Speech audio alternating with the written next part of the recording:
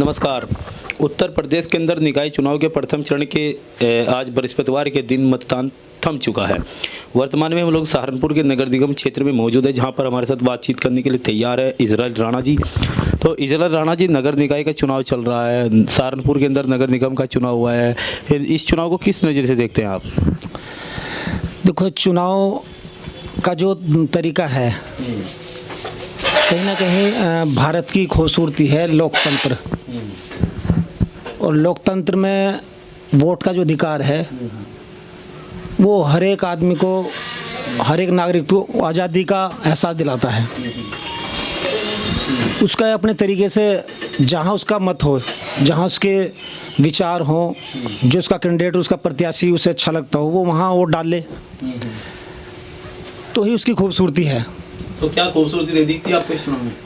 इसमें इस चुनाव के अंदर मैंने थोड़ा सा एक चीज़ देखी है कि जो मुस्लिम महल्ले हैं वहाँ पर चुनाव जो चल रहा है, एक मैं मानता हूँ कि जांच हर चीज़ की होनी चाहिए, चाहे वो आपकी आईडी हो, आधार कार्ड हो, पैन कार्ड, जो भी आपकी आईडी प्रूफ, लेकिन उसका एक तरीका है।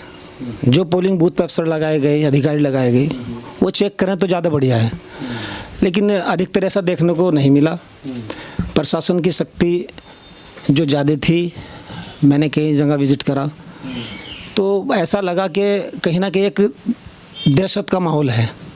मतलब दहशत का माहौल किन लोगों के बीच में? वो वोटर के बीच में, जो वोटर है, जो वोट अपना डालना चाह रहा है, कहीं ना कहीं ये लगता है कि वो एक उसका जो वोट डालने का अधिकार है वो कहीं ना कहीं से दबाया जा रहा है।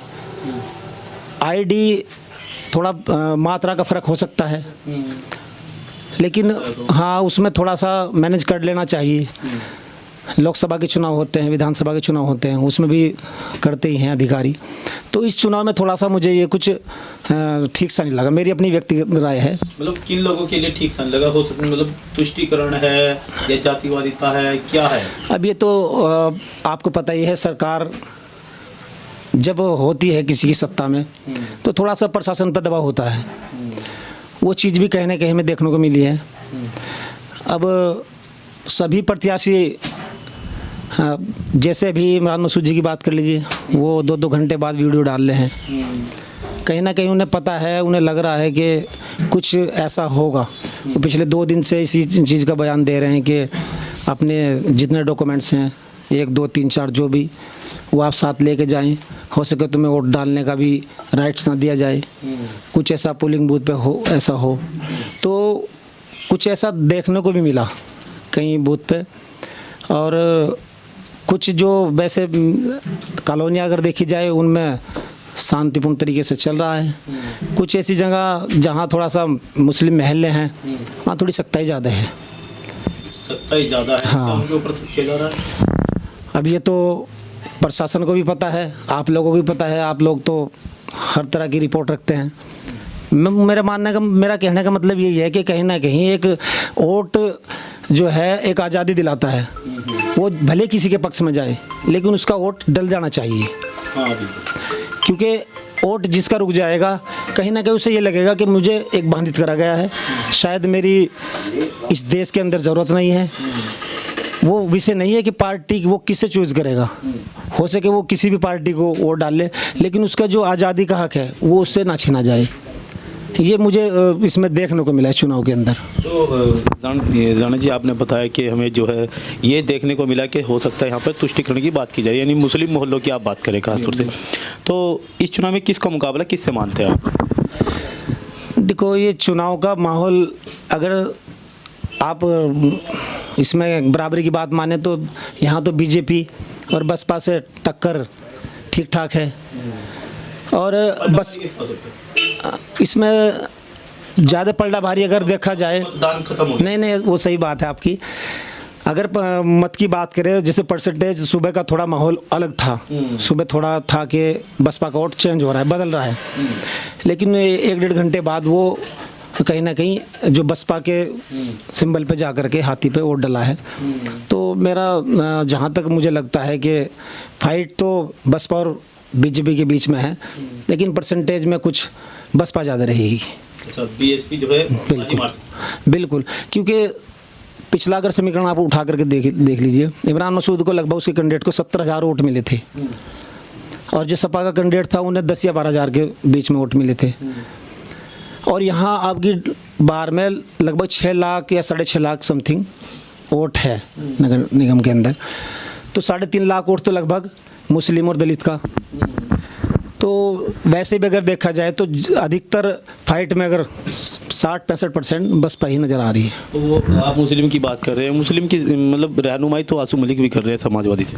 देखो आसू मलिक जी अब रहनुमाई, अब उन्हें टिकट की बात थी, 2-3 जगह टिकट बदला गया, अब यहाँ उन्हें कोई प्रत्याशी नहीं मिला, फिर उन्हें मजबूरी बनी, उन्हें अपने भाई को लड़ाना पड़ा गाजियाबाद से ला करके।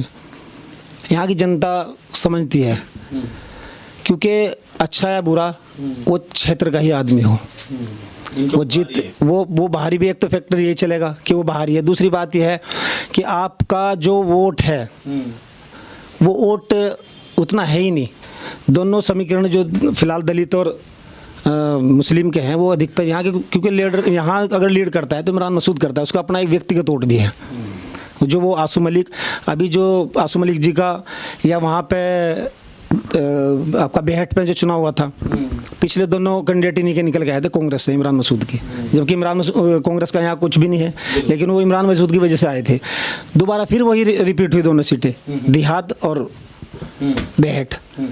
तो आप ये देख लीजिए, उस टाइम पे वो समाजवादी में थे, अब वो वहाँ से आगे बसपा में आगे, 13 तारीख को आपको देख ही जाएगा। तो यानी कि कहीं ना कहीं आसू मलिक और उमर अली खान दोनों के दोनों विधायक जो बने उसमें इमरान मसूद का अहम रोल है। बिल्कुल 100%, इसमें कोई शक नहीं है। तो खुद आसू मलिक जी बता देंगे, क्योंकि आसू मलिक जी पहली बार आए, इससे पहले भी वो मंत्री भी रहे। विकास तो जब भी होता था, लेकिन सहारनपुर जब शायद उन्हें याद न रहा हो, क्योंकि अब वो इस चीज़ की दुहाई दे रहे हैं कि प्रदेश के अंदर सरकारें रही, लेकिन यहाँ के जो नेता है उन्होंने कोई विकास नहीं करा। उसके लिए मैं थोड़ा सा ये बता दूं कि निर्दलीय विधायक रहे थे इमरान मसूद जी, और फिर वो चेयरमैन भी बने थे, लेकिन वो एक लंबा समय हो गया। बजट पे भी फ़र्क पड़ता है, आवाम पे फ़र्क पड़ता है, लगभग 15 साल के करीब इस चीज़ को हो गए। अब उस चीज़ को अगर हम करंट में देखें तो अब ज़रूरत है। 15 साल से तो कोई पद नहीं उन पर, तो अब उनसे हिसाब क्या ले लें। इमरान मसूद जी से बार बार इस बात का जिक्र आता है ना कि इन्होंने दिया क्या है।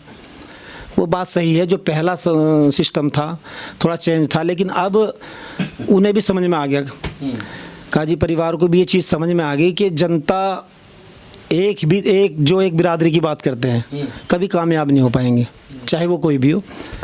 हर बिरादरी को साथ लेके चलना पड़ेगा। ये थे इजराइल राणा, जिन्होंने अपनी बात को बड़े बेबाक तरीके से रखा, और उनका कहने का सीधा सा तात्पर्य ये है कि कहीं ना कहीं इस चुनाव में निष्पक्षता नहीं हो पा रही है, और मुस्लिमों की जो साथ है भेदभाव किया जा रहा है। देखते रहे सारी न्यूज़ के साथ। एसटी गौतम की खास रिपोर्ट, उत्तर प्रदेश उत्तराखंड।